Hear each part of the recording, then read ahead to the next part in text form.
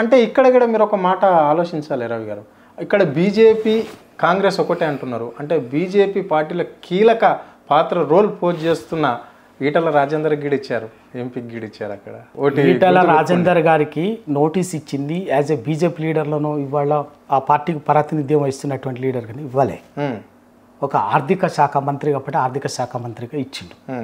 ఇవాళ పరిపాలన వ్యవస్థ, న్యాయ పరిభాష, న్యాయ పరిపాలన సాంకేతిక పరిజ్ఞానం ఉన్నటువంటి వాళ్ళు ఎవరైనా ఆర్థిక శాఖ మంత్రికి ఉన్న పరిధి ఏంది, దాంట్లో బడ్జెట్ వ్యవహారాలు ఆయన ఆ శాఖకు సంబంధించినటువంటి బడ్జెట్ పరిధిలోకి ఉందా లేదా అనేది ఉంటుంది. మిగతా సాంకేతిక అంశాలకు సంబంధించి సంబంధించి కేవలం ఏంటంటే మేము బీజేపీ కూడా ఇచ్చినాం, నాయకుడు ఇచ్చినాం అని చెప్పడం కోసమే ఊరికేనే దాన్ని మేము కేసీఆర్ గారికి హరీష్ రావు గారికి కాదు, మా పార్టీలో ఉన్నటువంటి నాయకుని కూడా మేము నిష్పక్షపాతంగా విచారిస్తున్నాం అన్నటువంటి ఒక ఇంప్రెషన్ క్రియేట్ చేయటం కోసమే ఈటల రాజేందర్ గారికి ఇచ్చారు. ఈటల రాజేందర్ గారు వాదన ఆల్రెడీ బయటకు వచ్చింది. ఇంక ఇయ్యకపోయినప్పటికీ కూడా ఏమిచ్చింది, ఒక ఆర్థిక శాఖ మంత్రిగా నాకు ఏంటంటే దానికి సంబంధించిన బడ్జెట్ ప్రకారం అంది తప్ప నాకు మిగతా సాంకేతిక అంశాలు ఒక ఆర్థిక శాఖ మంత్రికి ఇంకేం సంబంధం ఉండదు, అవకాశం ఉండదు అని చెప్పి గది ఎవరైనా కామన్ పరిపాలన భాష, పరిపాలన పరిజ్ఞానం, న్యాయ పరిజ్ఞానం, న్యాయ భాష పరిజ్ఞానం ఉన్నటువంటి ఎవరైనా అది అంగీకరించేటటువంటి విషయం. ఓకే, అంతే తప్ప దీంట్లో ఈటల రాజేందర్ గారికి తప్పో ఇంకేది, ఎందుకంటే అది దాని టెక్నికాలిటీస్ ఉంటాయి. మళ్ళీ అది ఇంత సుదీర్ఘంగా ఆ టెక్నికాలిటీస్లో ఆయనకి ఎక్కడ ఉంటుంది. కేవలం ఏంటంటే మా నాయకుడైనటువంటి ఈటల రాజేందర్ గారికి కూడా కేసులో నోటీస్ ఇచ్చినామన్న చెప్పుకోవడం కోసం మాత్రమే తప్ప ఆయన దోషిగా నిలబెట్టడం కోసమో దోషిగా ఏదో చేయటం కోసమో ఇచ్చినటువంటి నోటీసు కాదు. అవకాశం కూడా లేదు నేను చెప్తాను. Okay, right. ఇదంతా కూడా ఏంటంటే ప్రజల్ని మోసం చేయటానికి లోతైన దుర్మార్గమైనటువంటి కుట్ర.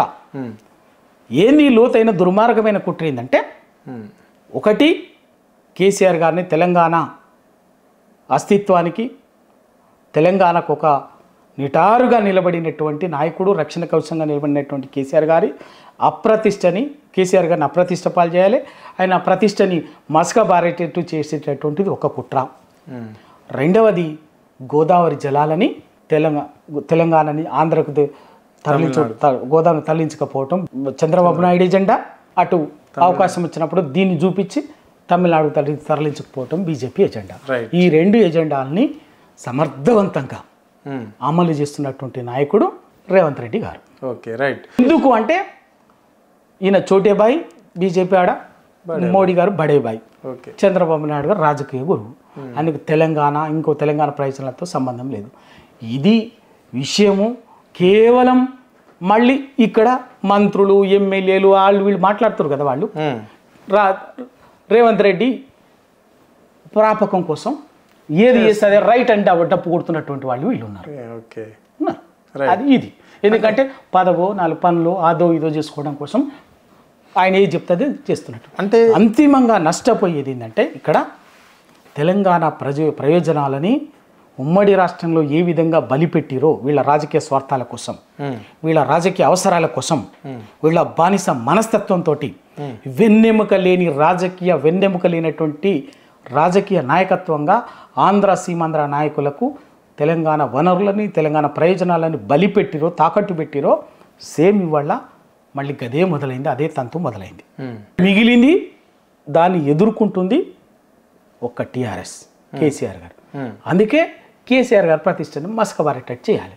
ఆయనని ప్రతి క్షణం చికాకు పెట్టినట్టుగా, ఇరిటేట్ చేసినట్టుగా చేస్తూ ప్రజలు ఒక బదనాం, అప్రతిష్టను సృష్టించడం అంతే. Okay, right. రవి గారు, మీ అమూల్యమైన టైం మాకు కేటాయించినందుకు మీకు ధన్యవాదాలు. మళ్ళీ అవసరం అన్నప్పుడు మా స్టూడియోకి మేము పిలుస్తాం. Thank you.